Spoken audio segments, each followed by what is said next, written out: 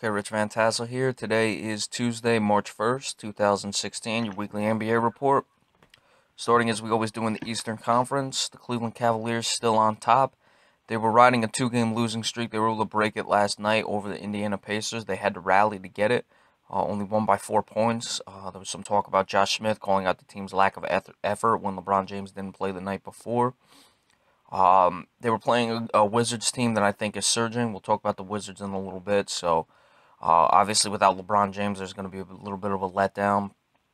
I'm a little surprised they rested him. I saw Chris Broussard talking yesterday. They don't have another game till Friday, so they have plenty of time to rest him. But they chose not to have him play the back-to-back, and they were able to get the win last night. So they're still on top, 2.5 game lead over the Toronto Raptors. They have lost the game. They're still playing very well this season. Their differential is 4.5 points. They're winning almost 675% of their games. Certainly likely to win 55 games this year. Got to give them credit, flying a little bit under the radar, but I think teams are starting to take notice. The Celtics, they're in third, really solidifying themselves, those three teams, as the top three. The Celtics have a 2 game lead over the Miami Heat. For the third spot, Celtics are on a 3 game winning streak, have won 11 straight at home. A lot's being made about that. I don't know why they were ever 9 and 10 at home in the first place, but you make up for it now. They're all the way up to now 20 and 10 at home, plus 4.1 in their differential, so solid in that regard. Moving down, the Heat in fourth, Hawks in fifth. Those two teams are only separated by half of a game. The Charlotte Hornets coming along nicely. They are off a loss. They've won 7 out of their last 10, though, to get themselves 2 games above 500.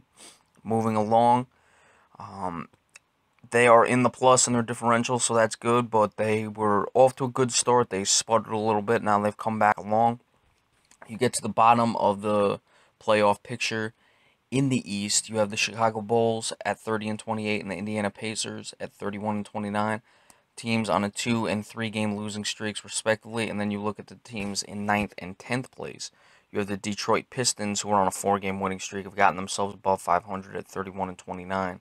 So they are have the same record as the Pacers. Obviously the Pacers must have the tiebreaker, but on a 4 game winning streak, the Pistons, and then on a 3 game winning streak, the Washington Wizards at 29 and 30. They are really starting to come along. They're starting to play like the team I expected. They had win last night over the Philadelphia 76ers. They had beaten the Cleveland Cavaliers as well. Beat them pretty handily. They're only a game under 500. Still in the negative in their differential at 1.4 points.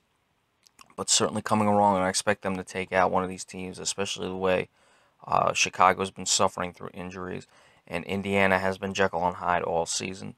Then you have the Orlando Magic at 11th.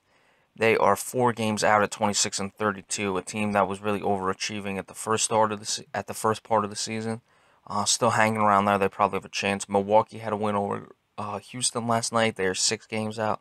Milwaukee has got to go on a run fast. There's obviously the talent on that Milwaukee squad to make the playoffs, but they really got to start moving and start going now. They're only 5 and 5 in the last 10. You have the Knicks, obviously 25 and 36, shown no propensity to be able to go on a run.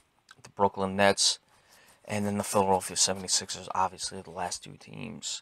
And Philadelphia is most likely clinched that in the Eastern Conference. They were actually eliminated from the playoffs yesterday, following their loss to Washington. I'm surprised they were even still in the playoff race. Moving to the Western Conference, Golden State, they have clinched the playoff spot at 53 and 5.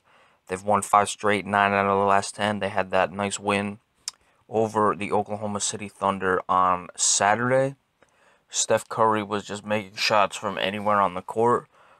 If you're going to defend him, you would probably have to go to just either denying him the ball and playing 4-on-4, or pressuring him full courts, and just, if you foul him, so be it. But you just can't let this guy shoot from anywhere. It's insane the type of shots he's making. San Antonio at 50 and 9, also on a 5 game winning streak, and they've also won 9 out of the last 10. Again, quietly playing well. They beat the Houston Rockets the other day, and continue to move with Kawhi Leonard. Tim Duncan, it looks like he's rounding back into form, so that's always a good sign. Oklahoma City, 42 and 18. They're only 5 and 5 in the last 10, though. Had that heartbreaking loss to the Golden State Warriors. A lot went on in that game. You had that turnover late when you had timeouts. Very difficult game for the Oklahoma City Thunder to lose. So we'll see what they do from here on out. Again, 5-5 in the last 10. Russell Westbrook did put up a triple-double last night as they defeated the Sacramento Kings. So he's still playing well. But I'd like to see this team be moving in the other direction. You'd like to see them start extending themselves and going on more extended winning streaks this late in the season and not be at 500. Clippers off a win last night, 39-20. They've been quietly hovering around there. Winners of 7 out of the last 10, plus 4.7 in their differential, which is better than every team but Cleveland in the Eastern Conference. So, are they going to be able to make noise in the playoffs? It's really what they're playing for. They're only 2.5 back out of Oklahoma City Thunder for the third spot. With the way Oklahoma City's been sputtering a bit. A lot's being made. Well, you want to avoid Golden State in the second round. Of course you do. But you're likely going to have to play Golden State anyway, so I don't know if it's the biggest deal that you get out of the fourth spot. Um, you know, you're going to have to beat them, so if you're looking at it as, well, we don't want to play them in the second round, you'd rather get eliminated in the second round than instead of the conference finals. So obviously they want to get out of it, but I don't think it's the biggest deal in the world. Memphis, still in the fifth spot, 6-4 in their last 10, almost in the plus differential in their points. They're at negative half a point per game. Still performing pretty well without Marc Gasol. This is a team that is 14-15 on the road, which I'm a little surprised at. Dallas has been able to win 2 straight. They're 32-18. They're in the minus 1/10 of a point in their differential. So the Mavericks again got off to a much better start. They've been under 500 for they've been playing under 500 for the better part of the season now. After that hot start, I believe they were about 7 games up, and that was in December, early January. So they're really starting to show that they're just not that big of a threat in the Western Conference. Portland up to 32-28, winners of 2 straight, 8 out of the last 10. They are in their point differential at plus 1.3 points per game. Damian Lillard is obviously playing very well, and this is a team that I would expect to move past Dallas and possibly even get up to the fifth spot with 3.5 games out. You have Memphis without Marc Gasol, but they have shown that they're still playing well.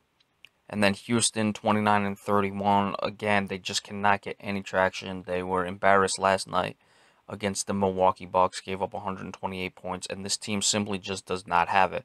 I was able to watch some of the highlights of that game, or I was watching some of the game live on ESPN Coast to Coast, and they're just a team that's in disarray.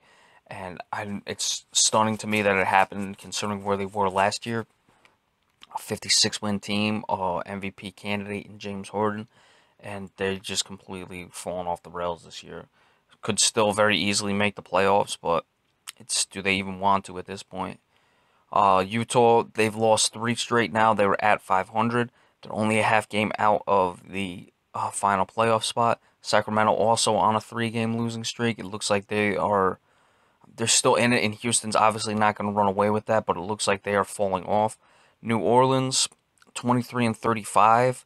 They're 5 games out. Certainly still have a shot. 5-5 in the last 10, though.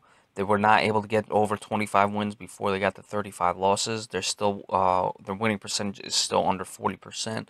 I don't think they're going to be able to do it. Frankly, I think Utah is the only team that has a chance. But those are the 3 teams that I look and say are the only ones who can usurp the Houston Rockets out of that playoff spot. Then you have Denver, 23-37. Minnesota 19-41. They are 5-5 in the last 10, but I'm really disappointed with Minnesota this year. I was expecting at least 30 wins from them, and I don't think they'll get there. I was expecting probably even closer to 35 for this team. Just a poor year. They have the young talent, but it's just not manifesting. Phoenix 15-44, 1-9 their last 10. They've really fallen off the rails. And then the Los Angeles Lakers, losers of 8 straight. It's gotten bad in LA. 11-49. This team is probably going to lose 65 games. Alright, and your power rankings. Obviously, Golden State still number 1, 53-5. Beating Oklahoma City. They're showing no signs of letting up. Number 2, San Antonio Spurs, also winners of 5 straight, 9-1 in the last 10. Those 2 teams are still going to have the spot. There's no one showing any ability to take them out. Cleveland, I have at number 3. It's a tough spot because neither Oklahoma or Oklahoma City or Cleveland have been playing that well. I'm not going to put Toronto over Cleveland yet. I will put Toronto at number 4, and then I'll have Oklahoma City Thunder at number 5. And I'm not putting my Celtics in just yet. Still got some work to do, but they're probably as close to number 6 as there is up to this point. So your power rankings again: 1, Golden State; 2, San Antonio; 3, Cleveland; 4, Toronto; 5, Oklahoma City. All right, there's your weekly NBA report for Tuesday, March 1st, 2016. Remember, we appreciate any subscriptions to my channel, and be sure to stay tuned to any flash news alerts the rest of the week. And on Friday, we will be on the radio, Brookdale Student Radio 90.5 HD3. Thank you all so much.